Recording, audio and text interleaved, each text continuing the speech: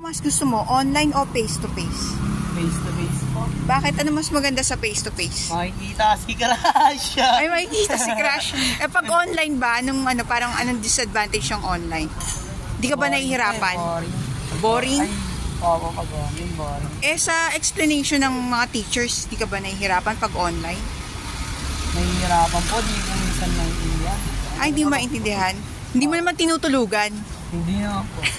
Baka naman natutulog ka. Hindi po, good student ako. Good student. Ganun, nakaka-boring pagka online. Pero as of now, wala pa talagang announcement sa mga school. Anong school ka ba? Doña Chidora lang. Doña Tonoro. At anong nga kita, boy, naniniwala ka pa ba sa Nipah virus? Siguro, kasi hindi naman Sige, okay lang. Okay lang po yun. Ano po, bakit hindi po ka panipaniwala? Hindi pa dumarating sa Pilipinas. Hindi pa dumarating sa Pilipinas? Dumating Aba, sinundo na ba? Sinundo na ba sana iya? Yun naman sinabi sa inyo? Ha? Okay. Sige, good luck na lang sa studies nyo, ha? Sige, thank you.